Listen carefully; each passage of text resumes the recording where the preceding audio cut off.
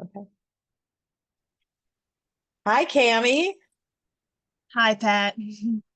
Boy, it's good to be back. You and I have both been under the weather a little bit. It's been kind of weird for our audience just to know that Cami and I both came down with some type of influenza. Mine ended up being COVID. You're not sure what yours are, but you've been like 2 days behind me. We don't live near each other, but we've been following each other and having the same symptoms and the same, just it has hit us both hard. So the the early months of 2025 have come in with a bang.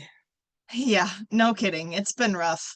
But it's good to be back. And I feel like, at least for me, like when I slow down like that and I take a pause, my grief comes up. Like I've had a griefy couple weeks sitting with so many different feelings and so many different layers of things. But like you mentioned before coming on this call, you mentioned that today is your dad's death anniversary. So Mhm. my condolences to you on this significant day. I would love to hear more about what's coming up for you today and just what this process has been like for you, having been 35 years after the fact. Yeah, it's been amazing. Well, I thought I'd just read my journal. So I got up this morning and you don't first realize it. I mean, I knew I was coming up to okay, the 21st is death, that death anniversary or whatever you want to call it. But this morning I sat down and I feel good today. I finally feel like I'm on the other side of this flu bug. And I sat down with my coffee and I thought I'm going to grab my journal. And then it just came. It's like, wow, Mm. it has been 35 years since dad died. So I'll just share with you that. And then maybe, I know that you two, I mentioned to you having two dads who have died, very different relationships with both of them. And then if we can just talk, I think today is a great topic about how our relationships impact our grief journey and our grieving. The grief is always there, but it's a different kind of grief for each individual because of our relationships. And then the grieving aspect. So I'll just share if that's okay. Yeah. I'm just going to read out of my journal. So I said, just sat down to journal and realized it was the 35th anniversary of dad's transition. It's been so different when thinking of dad versus mom. I suppose it is because of the time and relationships I had with each of them that was so very, very different. Dad was not quite 69. He was 3 months shy of it when he died. So just 2 years older than my age today. That's Mm. pretty surreal to think that he died and I'm about that age of when he died. I can't even imagine. Can't even imagine not being in this world. And like I said, that just seems so surreal. Dad and I had a relationship that I viewed as close in my little child years, my pre and grade school years. He was fun, easygoing, full of laughter, and took me fishing, swimming, very active outdoors. And he'd take me with his friends, his buddies, who also had kids my own age. So he kept me very social that way because my dad was super social. And it wasn't until I was in my early teens. And so like I was saying, it wasn't until I was in my early teens where my life really started to unravel. My parents' relationship was struggling pretty bad. Um, and I would think to myself that they needed to split up because it Mm. felt so uncomfortable being in the home. Where my mom's way of dealing with the struggles in the marriage and her grief, and I'm sure dad's grief, her way of coping was not to talk. So it was very quiet, the silent treatment kind of for, she just was quiet about everything. Where dad started staying away more. And I started seeing him less and less because by the time he would come home, I was already in bed. So it's like I already started that transition of not having him in my life as much and my mom not in my life as much because she was so quiet, she was working, and then when she was home she was very subdued.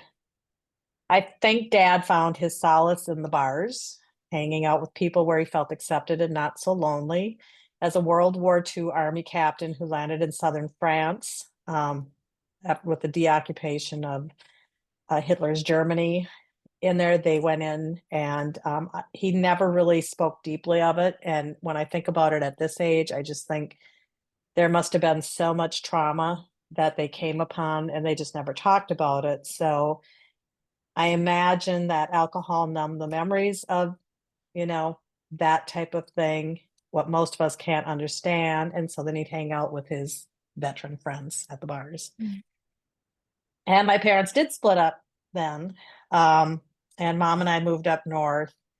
I was not quite 15, just turned 15 right after we moved. And I only saw my dad only a handful of times from age 15 to 25. So for a 10-year period, I could probably count on one hand how often I actually physically saw my dad or even talked to him. And, he came for my graduations from high school and nursing school and my wedding. Um, and I had a few weekends that I recall coming back to the Twin Cities to spend with him, but we didn't have a home. I had to stay with my grandmother. So it was just very weird. And then I moved back when I got married, my first marriage.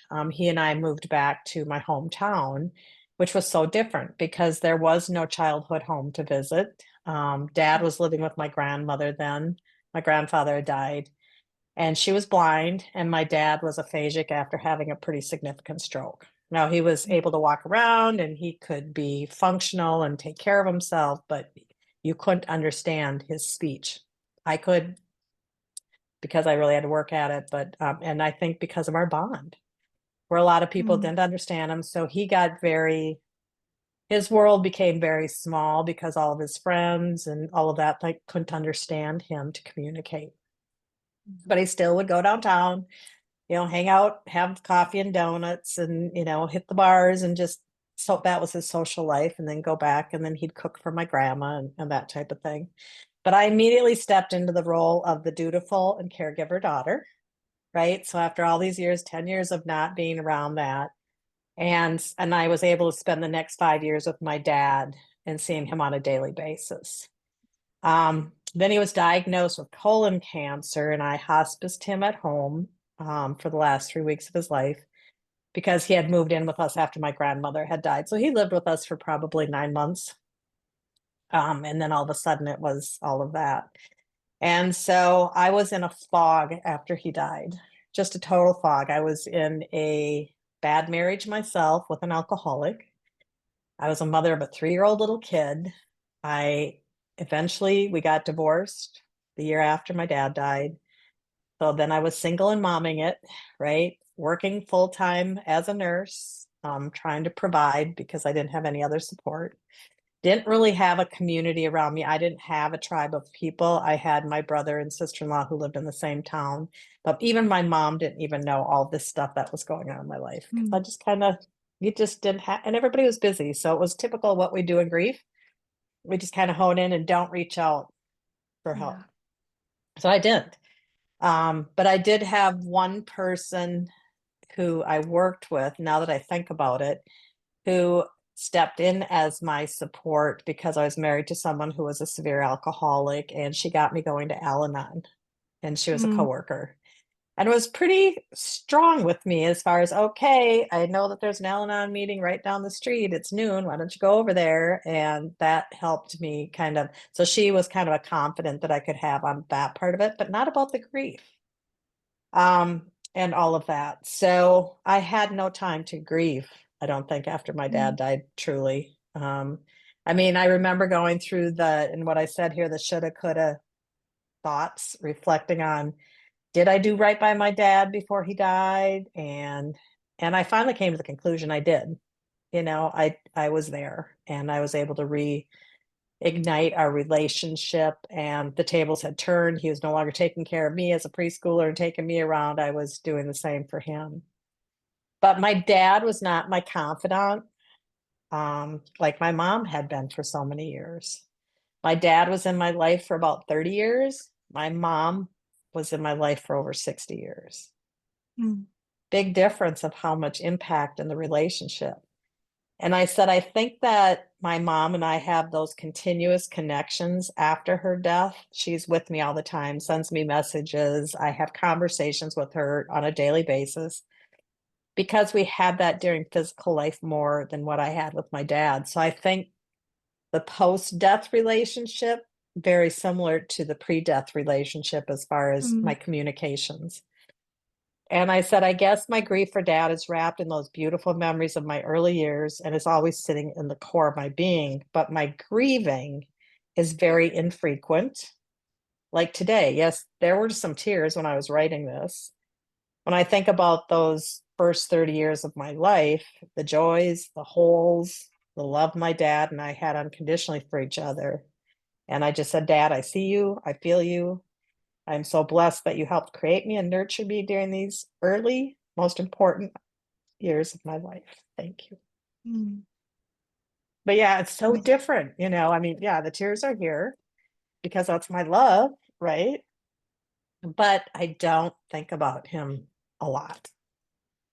And sometimes that's like, oh, I wonder why. But I know now that it's the relationship that I had with him and the relationship, very different relationships. So my grieving and even mhm. my grief that is settled in is very different. I know my dad's always there around, Yeah, his spirit is here, but we don't need to have those communications because we never really did that in life. yeah, We were just with each other when we were with each other. Our yeah. mom, we had a lot of communications. Mm. So I was going to ask you, like, you had two dads transition, and I assume that those are very different relationships. And how have you seen your grieving and your grief different, show up differently because of those relationships? Yeah. Well, I was 11 when my dad died, and before that, my parents had divorced. And before that, my household went through, the recession, and we lost our home to foreclosure. So with my dad, I felt like from a young age, I had a few solid years, like where my family felt normal, for lack of a better term, where mom and dad were together. We had our childhood home, I was homeschooled, so I had a lot of time with my mom, but my dad was working, out of the home, so I didn't get too much time with him. And I was actually thinking about that the other day, how my mom was at home with me and my sister, more or less, taking on the responsibilities of being a parent while my dad was gone, and he worked long days. So by the time he got home, he was exhausted from work and didn't have much energy to take me and my sister on and give my mom a break. So there was a lot of conflict in our home with that. And I was actually just thinking about that the other day because I didn't see much of my dad during that time. There's just so many responsibilities with life, and as a kid you crave that connection, with your parents so deeply. But I didn't get too much of that. I do remember over the weekends though, he would take us and we'd go to the parks, and he'd keep us busy while mom got a break and could catch up on some things. But yeah, there was definitely a period of my life there, when I only knew him for 11 years, and the year prior to his death he was sick. So that's not like we had much quality time. He couldn't speak, he couldn't move. There was a lot of grief, even just being in the vicinity with him, being 10 years old, seeing your dad sick like that. So I think reflecting on that now, especially compared to my relationship with my stepdad, I only knew him for about 7 years of my life, and he died when I was 15, but I was older to be able to have more of an intellectual relationship with him rather than, being 11 and younger with my dad. So my relationship with Greg was more, as I would imagine, more like father-daughter-esque, as far as what I would picture as, a teenager and her dad. So he definitely adopted me in that way. And I got more of like, the dad you would come to for advice on things and boy troubles and school questions and all of that kind of thing. So he definitely did step into that role as a dad for me, and I had a very different relationship with him. And at the same time, I felt a sense of reservation because he wasn't my dad. My dad had just died, and to open up to another father figure was very scary for me. So, um, I definitely noticed those walls up, even though I desperately wanted that, that family unit and to have a father figure. I was pretty terrified of that. So when he died, that just got, I think that fear of opening up to people got reinforced for me. So I see more of those echoes of my grief in relationship now later in life. Um, Even though I still have that grief from thinking about, those periods of my life where, I think I still grieve a lot for what my dad and my stepdad went through and for what little Cami went through. But I most notably see my grief almost in the background of the relationships that I have with notably like men in my life now. That was really where I see this translation of my grief coming out in relationships. So it's been interesting, but like you said, like um I I don't think about them like on a daily basis. And um, but when I do, some days there's so many fond memories that come up, and other days it's like, wow, like I remember this really hard time of my life, and it brings with, a Mhm. lot of those grief and those emotions with that too. So it's interesting to hear of your experience, having had longer time, with your dad in your life.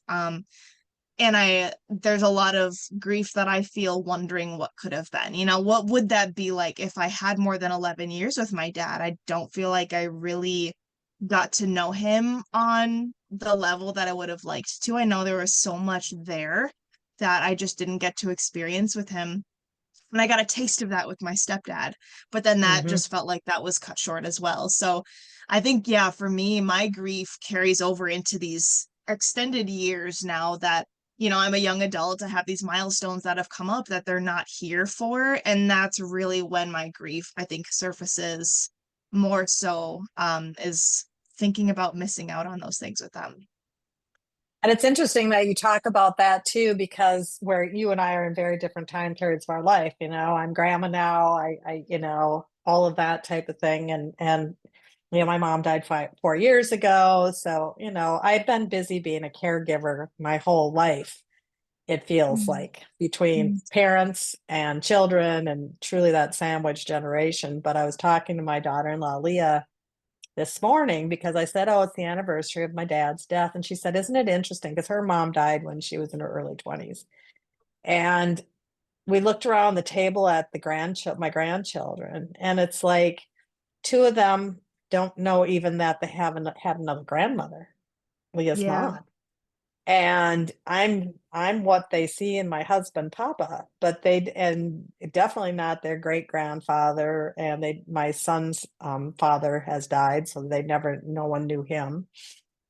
And it's like, and I said, I think part of it is keeping their stories alive, right? And pictures. And she said, but my mom never wanted her pictures. And then I said, but it's the stories then. It's when they're old enough, the childhood stories, so that you can keep their memories alive.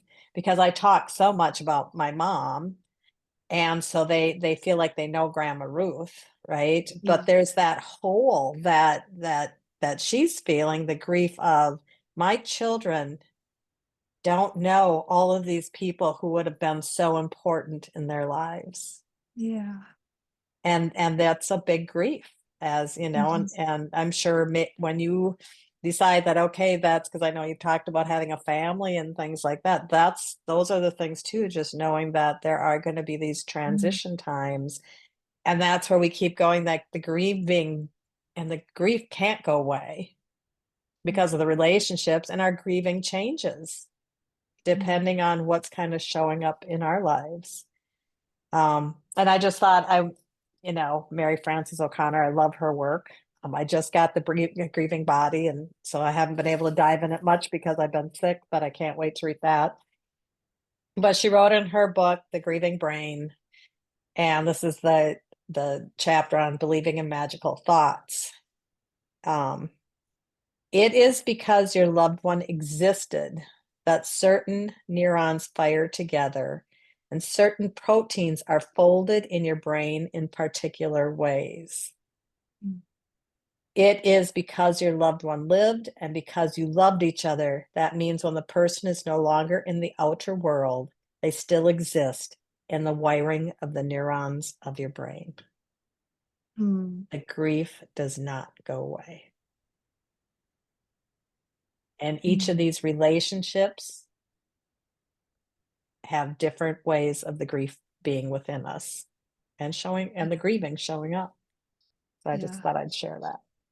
Yeah, that's a an interesting passage to reflect on because like you mentioned, even when they're not here in our outer world, our external world, they still have such an imprint, within our memory, but like literally And in our brain, within that those neural pathways the that we have, like physiology, right? It's not yeah, just emotional, there's a right. physical. Yeah.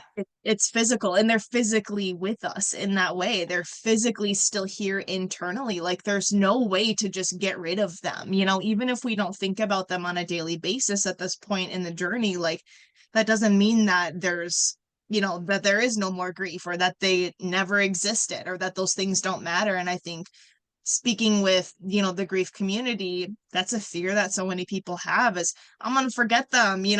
I what happens when I go out into my life and they're not here for all of these things. But I think reframing that and feeling the grief when they are not here for these big milestones that we do wish they were here, that's totally valid. And at the same time, like finding those ways that we can connect with the pieces of them that still live within us internally and finding ways to share their story and to keep their memory alive or to honor them in some way, to take them with during these big milestones, even though they're not in the outer world, they're still here in our inner world. And to just like magnify that part of the relationship now, I think is really special and something that you don't get to, that doesn't get to happen when they are here. Your relationship with them is totally different in a lot of ways, but now when we can tap into that internal relationship that we have with them, I know for me, just with both of my dads, my relationship with them has continued to evolve in this energetic and Hmm. spiritual way.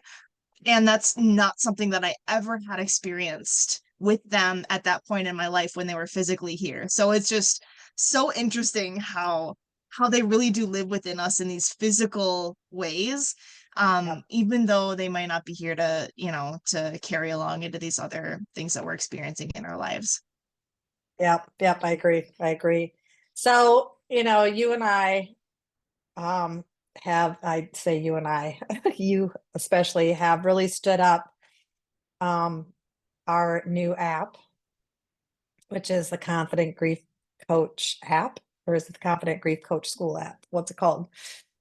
I can't remember. The Confident Grief Coach school app, I think. What is it Okay, called? we got to look this up because, we get so busy with everything that, you know, um, the Confident Grief Coach School app. And it's an app that we built because many of you, hopefully, who are listening, can see that there is so much as grief supporters, and grief professionals that we need to process through some of these things, our own grief experiences and lived experiences, but also I hope this gives some idea of how might we be able to support our clients and our communities when they are going through some of these grief events and some of the questions that arise, like, Cami, tell me about the differences between your two experiences. It helps to process through that. So we encourage you to check out on anywhere you get your apps, the Confident Grief Coach School app. You can join it for free. You can become a member. You can not be a member. You can become a member. You can become a paid member. And our goal is to create a community of people adding into this app so that we are a grief professional support community, and having conversations like this and writing about this and sharing tools that we use to support people. So we encourage you to go that, and we can put the link in the notes of how to find us in that. Do you have anything to add on that, Cami? I think if you are someone out there who is a professional in the grief space, this is especially a great resource for you. And I just wanted to also highlight just how much I enjoy connecting with folks in the professional grief space, because we really do have, a level of awareness with our own journey. And that's why we've stepped into this role to support other people. But having these conversations about, tell me about your own grief, I think so much of the focus really is on our clients and who we are showing up for. But then when we can start to dig into, well, what is within you and your own story and your own grief experience, I really love to hear about those reflections and conversations, because we have a lot of these tools and resources and have been reflecting on our own journey through grief, that supporting each other in that way with our personal grief journey just for me feels really special. So if you're out there and you feel like you need more support from people who get it, like whether it's with your own grief and being a professional in the space, we would love to have you. And the other thing that I just want to mention is we also have the Confident Grief Coach Schools certified grief coach program coming up.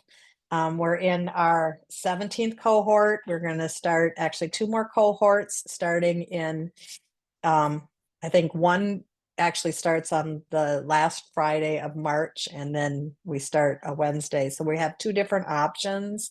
And if you are interested in becoming a certified grief coach, this is a program that we have worked really hard to have approved by the International Coaching Federation.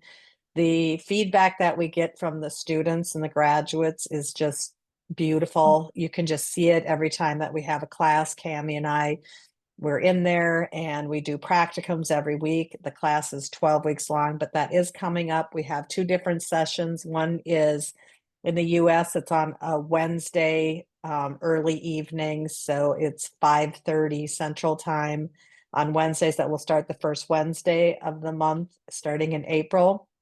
But we also, because I have people reaching out to me from all over the world, and that is our vision, to provide accessible and transformative healing for grieving families throughout the world. And so I feel just so blessed that people are reaching out and finding us. So I actually have a Friday morning one that's going to be coming up. It's going to start at 8:30 in the morning Central Time. On Friday mornings for people that live in other time zones where it may not be conducive for them. We have 2 people right now in our class. One's in Australia and one's in India, and they have to be up at 5 a.m. and just be on the call for our practicums. And so I want to be very conscious that we are providing a couple of different options for people depending on where they live and their lifestyles. So I'll actually put information on how you can find more information about the Confident Grief Coach certification classes. Beautiful.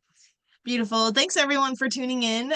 If you have any reflections for any listeners out there on your own grief and your experiences, just how your grief has differed in relationship with, the folks in your life who you are grieving and missing, I would love to hear in the comments just what you have noticed with your own journey as far as how your grief is different depending on what the loss is like for you. We would love to hear about that. So also check out the Absolutely. show notes for the app and for information about our grief coaching program. And we will see you in the next episode. Bye bye. Hope you feel better Bye. really quick, Tammy. Thanks.